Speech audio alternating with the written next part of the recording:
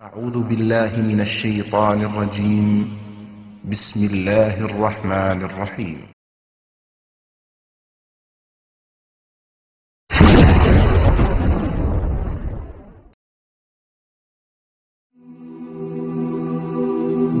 মৃত্যু এমন এক বাস্তবতা যার থেকে কেউ পলায়ন করতে পারবে না। প্রত্যেকটি প্রাণীকেই মৃত্যুর স্বাদ আস্বাদন করতে হবে।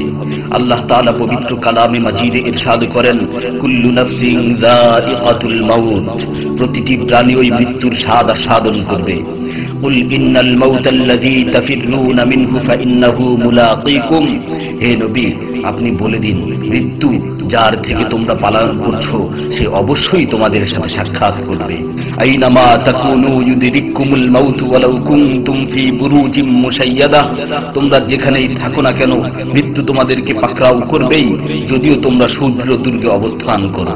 লিকুল্লি উম্মাতিন আজাল ইযা জাআ আজালুহুম ফালা ইস্তাখিরুনা সাআতান ওয়ালা ইস্তাকদিমুন, প্রত্যেকটি জাতিরই মৃত্যুর জন্য একটি নির্ধারিত সময় রয়েছে।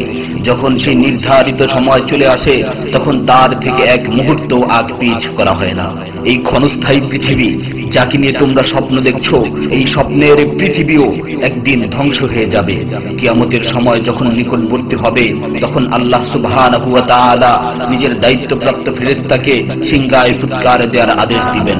অতঃপর ফেরেশতা সিংহায় ফুঁক দিবেন, ফলে পৃথিবী ও পাহাড় সমূহ উত্তোলিত হবে, চূর্ণ বিচূর্ণ হয়ে যাবে, আকাশ ফেটে টুকরো টুকরো হয়ে যাবে এবং নক্ষত্র সমূহ ঝরে পড়বে, সূর্য তার কিরণ হারিয়ে ফেলবে, সমুদ্রকে উত্তাল করে তোলা হবে।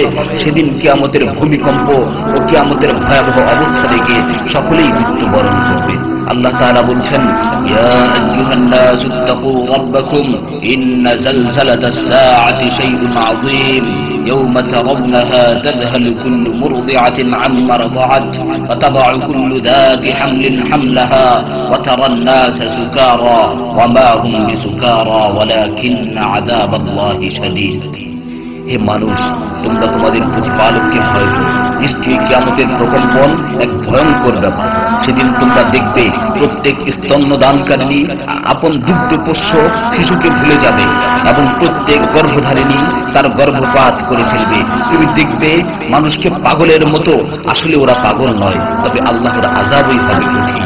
فإذا نفخ في الصور نفخة واحدة وحملت الأرض والجبال فدكتا دكة واحدة, অতঃপর যখন সিংহায় ফুঁক দেওয়া হবে একটি মাত্র ফুঁক, আর জমিন ও পর্বতমালাকে উত্তোলিত করা হবে এবং মাত্র একটি আঘাতে এগুলো চূর্ণ বিচূর্ণ হয়ে যাবে।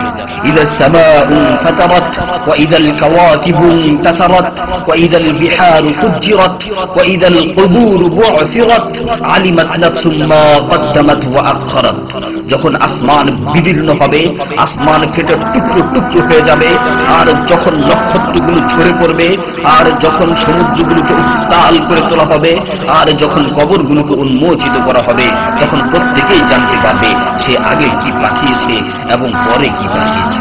সেদিন কিয়ামতের ভয়াবহতায় আল্লাহ সুবহানাহু ওয়া তাআলা ব্যতীত প্রতিটি প্রাণী প্রাণ হারাবে। পবিত্র কালামে মাজিদে ইরশাদ হয়েছে, কুল্লু শাইইন হালিকুন ইল্লা ওয়াজহা, সেদিন আল্লাহর মহান সত্তা ব্যতীত প্রত্যেকটি জিনিসই ধ্বংস হয়ে যাবে।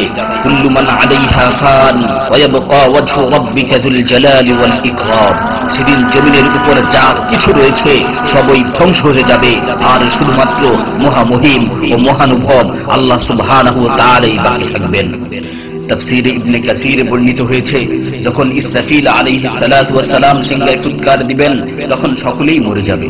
মালাকুল মাউত মৃত্যুর ফেরেশতা এসে আল্লাহ তাআলাকে বলবে, হে আল্লাহ, সকলেই মরে গেছে। তিনি জিজ্ঞেস করবেন, অবশিষ্ট কে আছে? উত্তর দিবে, হে আমার রব, আপনি, আর আপনি তো হলেন চিরঞ্জীব। এছাড়াও বাকি রয়েছে জিবরাইল, মিকাইল ও আরশ বহনকারী ফেরেশতাগণ। আল্লাহ তাআলা বলবেন, জিবরাইল ও মিকাইলেরও মৃত্যু হওয়া উচিত। মৃত্যুর ফেরেশতা মালাকুল মাউত বলবে, হে প্রভু, জিবরাইল ও মিকাইলও মরে গেছে। আল্লাহ তাআলা জিজ্ঞাসা করবেন, এখন আর কে বাকি আছে? সে বলবে, এখন আমি বাকি আছি ও আরশ বহনকারী ফেরেশতাগণ বাকি আছে। তখন আল্লাহ তাআলা বলবেন, আরশ বহনকারীদেরকেও মরতে হবে, তারাও মরে যাবে। আল্লাহ তাআলা আবার জিজ্ঞাসা করবেন, এখন কে বাকি আছে? মালাকুল মাউত আজরাইল আলাইহিস সালাতু ওয়াস সালাম বলবেন, হে আমার রব, এখন আপনি বাকি আছেন এবং আমি বাকি আছি। তখন আল্লাহ তাআলা আজরাইল আলাইহিস সালাতু ওয়াস সালামকে বলবেন, তুমি তো আমার মাখলুক, সুতরাং তুমিও মরে যাও। তিনি তৎক্ষণাৎ মরে যাবেন এবং শুধুমাত্র আল্লাহ তাআলাই বাকি থাকবেন।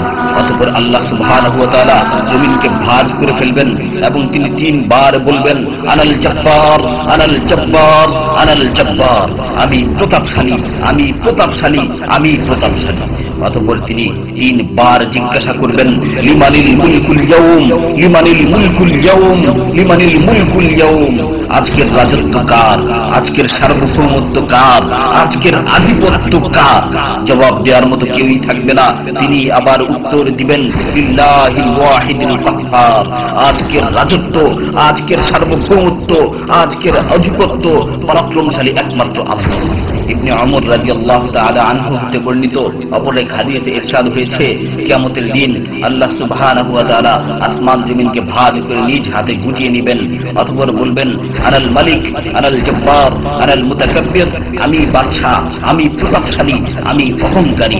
আইনা মুলুকুল আরদ, আইনাল জব্বারুন, আইনাল মুতাকাব্বিরুন, দুনিয়ার রাজা বাদশা কোথায়, দুনিয়ার প্রতাপশালীরা কোথায়, দুনিয়ার অহংকারকারীরা কোথায়? তখন আল্লাহ তাআলা সুউচ্চ কণ্ঠে 3 বার জিজ্ঞাসা করবেন, লিমানিল মুলকুল ইয়াউম, লিমানিল মুলকুল ইয়াউম, লিমানিল মুলকুল ইয়াউম, আজকের রাজত্ব কার, আজকের সার্বভৌমত্ব কার, আজকের আধিপত্য কার? অতঃপর তিনি 3 বার উত্তর দিবেন, লিল্লাহিল ওয়াহিদিল কাহ্হার, আজকের সার্বভৌমত্ব, আজকের রাজত্ব, আজকের আধিপত্য প্রতাপশালী একমাত্র আল্লাহ সুবহানাহু ওয়া তাআলা।